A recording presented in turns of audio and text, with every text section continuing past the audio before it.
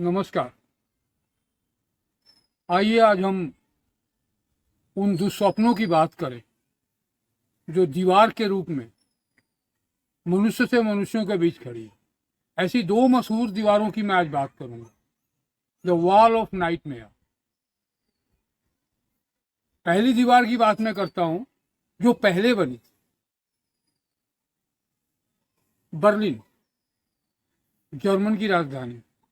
वो बर्लिन जो प्रशिया राज्य की राजधानी रही है, जर्मन साम्राज्य की राजधानी रही है, वेमर गणराज्य की राजधानी रही है और जर्मन रीख की राजधानी रही है। वो बर्लिन जिसकी स्थापना 1211 ईस्वी में हुई। स्प्री नदी के दोनों किनारे दो बस्तियां बसी, कालन और बर्लिन। दोनों बस्तियां आपस में प्रतिद्वंदी थी, मगर बाद में अपने स्वार्थ के लिए या डाकुओं के आतंक से मुक्त होने के लिए उनमें एक संधि हुई और एक हो गई।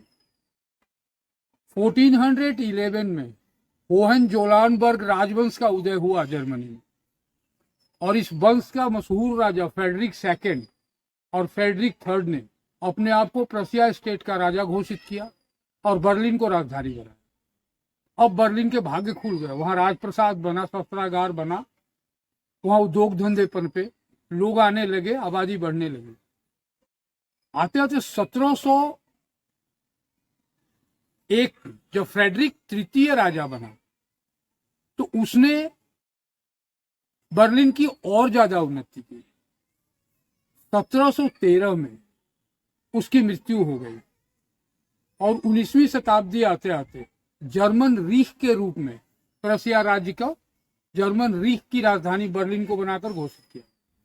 यह तीव्र विकास का युग था जर्मनी के लिए और बर्लिन के लिए।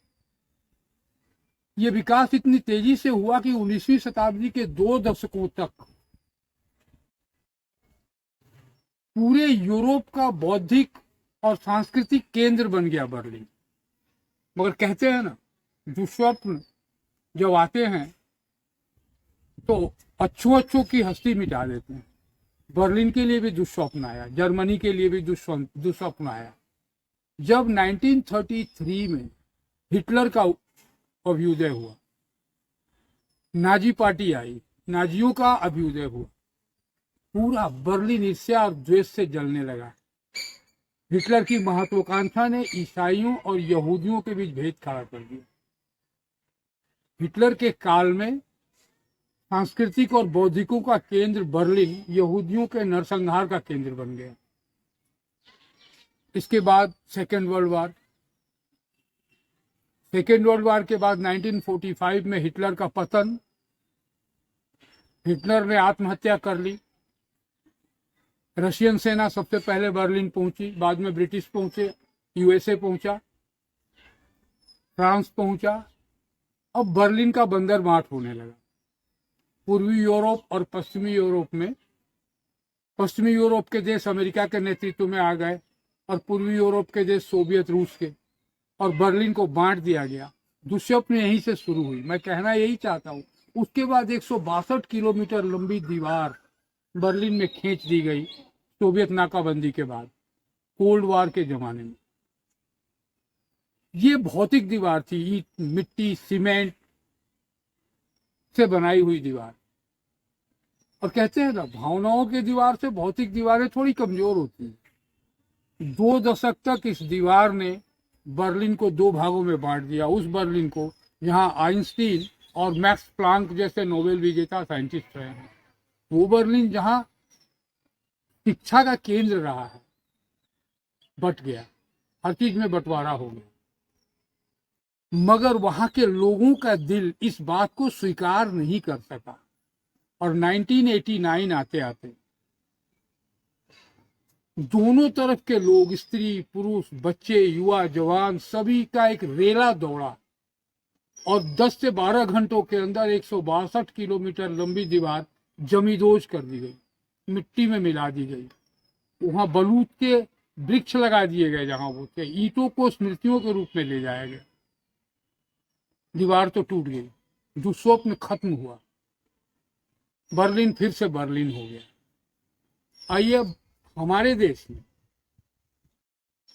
1947 में कुछ राजनेताओं की महत्वाकांक्षाओं ने एक मजहब की दीवार खींची जिसमें अंग्रेजों का साथ मिला उन्हें, और हमारा देश पाकिस्तान और हिंदुस्तान के रूप में बट गया, और बीच में एक मजहब की दीवार, भावनाओं की दीवार खींच दी गई, जो मुझे लगता है बर्लिन की दीवार से ज्यादा मजबूत है आज तक।